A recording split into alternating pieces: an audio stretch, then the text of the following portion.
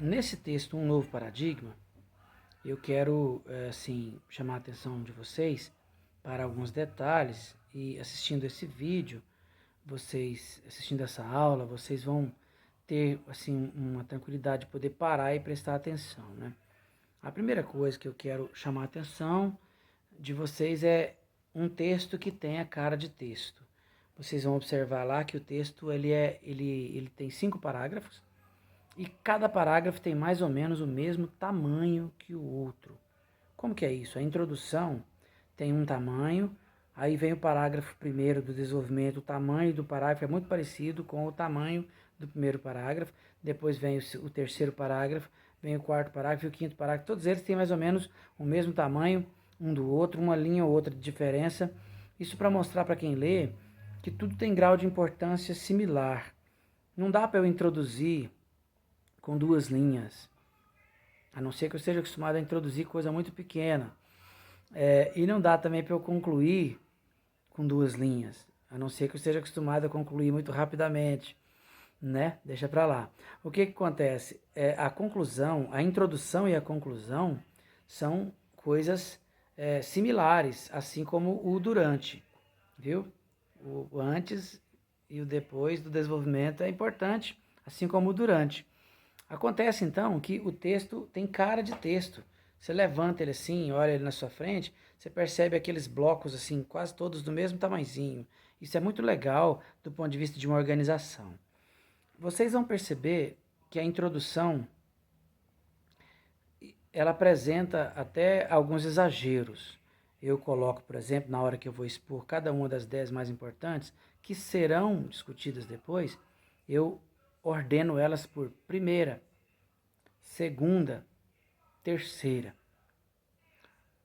Essas palavras poderiam sair do texto que elas não fariam nenhuma falta. Mas como o texto é didático, eu preferi manter essas palavras. Primeira, segunda e terceira, enumerando as ideias que serão expostas depois e apresentadas depois, lá, desenvolvidas depois no desenvolvimento do texto.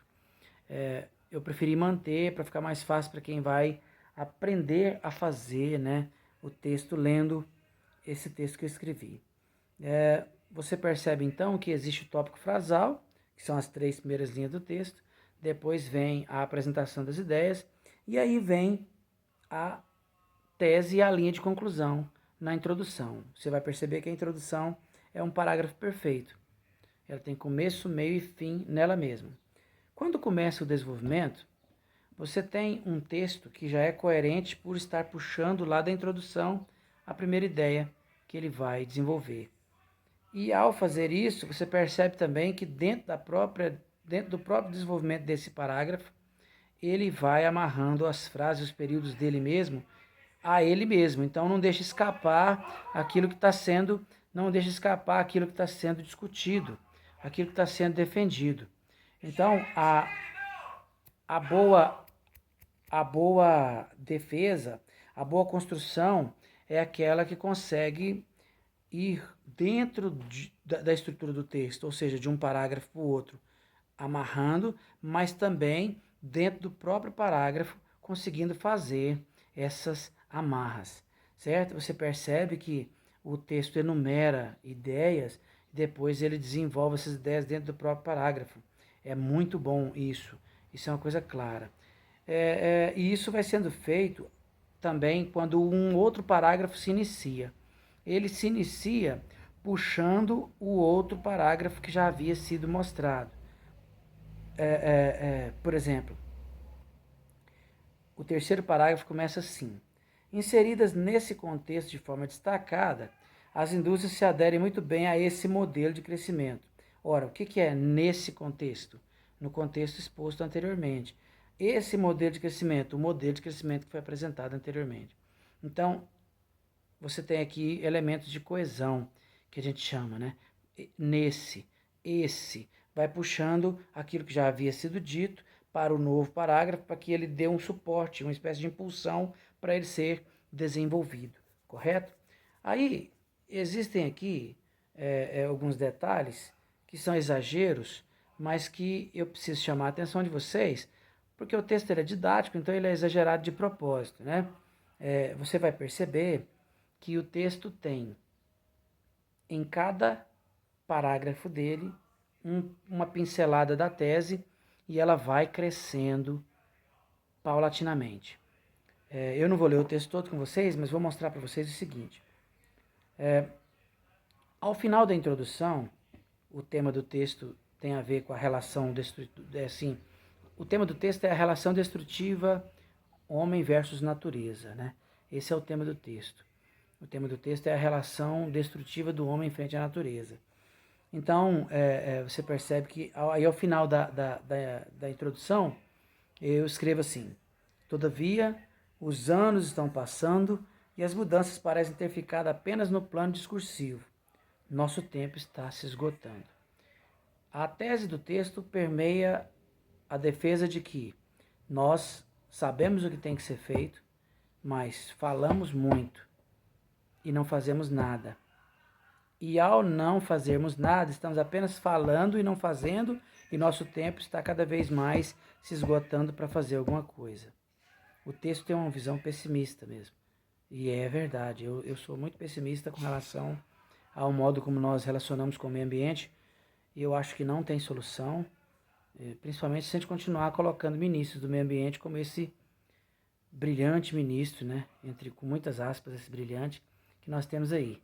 O cara é um inimigo da natureza, né? Assim, a visão que ele tem de meio ambiente é uma visão completamente equivocada para alguém que deveria zelar pelo um patrimônio da humanidade que é a floresta, a natureza, assim sucessivamente. Então, os anos estão passando e as mudanças parecem ter ficado apenas no plano discursivo, nosso tempo está se esgotando.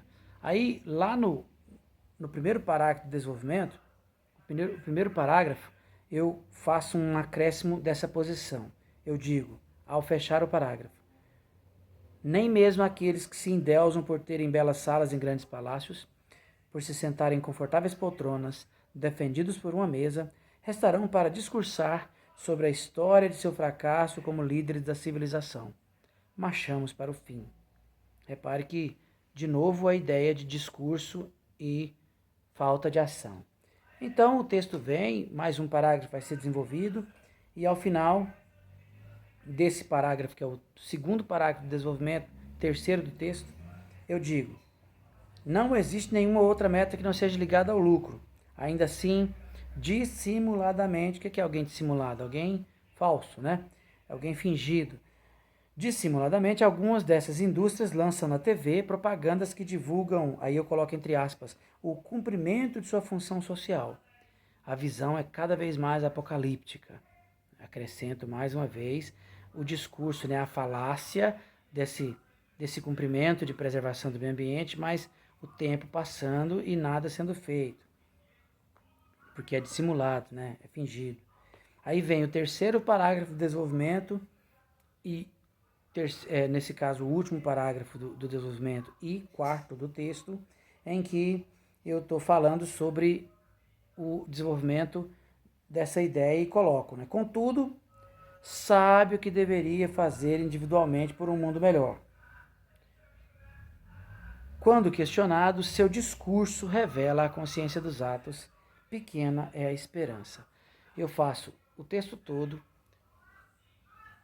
introdução, desenvolvimento, parágrafo após parágrafo, o acréscimo da ideia de que estamos falando muito e não estamos fazendo nada e estamos ficando sem tempo para fazer quando decidirmos fazer.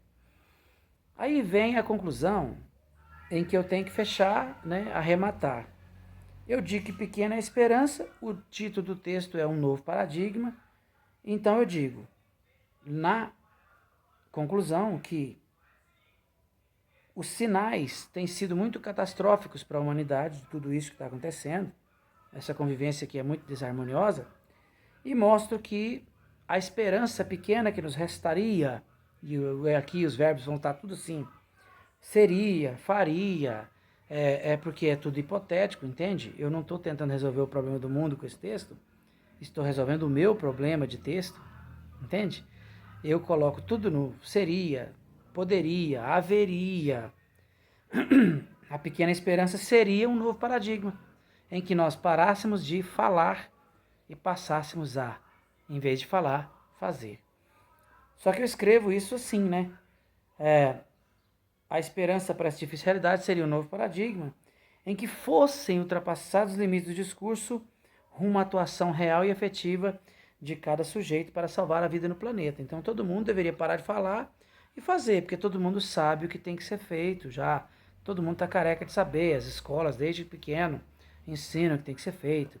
As grandes indústrias sabem muito bem o que elas deveriam fazer na questão da diminuição dos seus poluentes, a questão da fabricação de veículos, a própria ciência que gasta bilhões para descobrir coisas que são muito pouco relevantes do ponto de vista da imediatez da nossa existência, e ninguém faz nada, e os governantes da mesma maneira, né, os países, principalmente os mais desenvolvidos, e aí o exemplo claro são os Estados Unidos, né, que tem lá também uma pessoa muito inteligente governando, uma pessoa muito humana governando lá, né, um tal de Donald Trump lá que acabou de destruir a visão que alguém pudesse ter dos Estados Unidos como alguém interessado no resto do mundo, né? Eles têm uma visão muito egocentrada, né? Pensa num país que quer ser o império do mundo, são os Estados Unidos. Ali a visão é imperialista mesmo, né? O que ocorre? Eu faço então, ao final, uma brincadeira, né? E digo, né? Do jeito que está, se for tirado um retrato da situação ambiental do nosso planeta, a foto sairá queimada.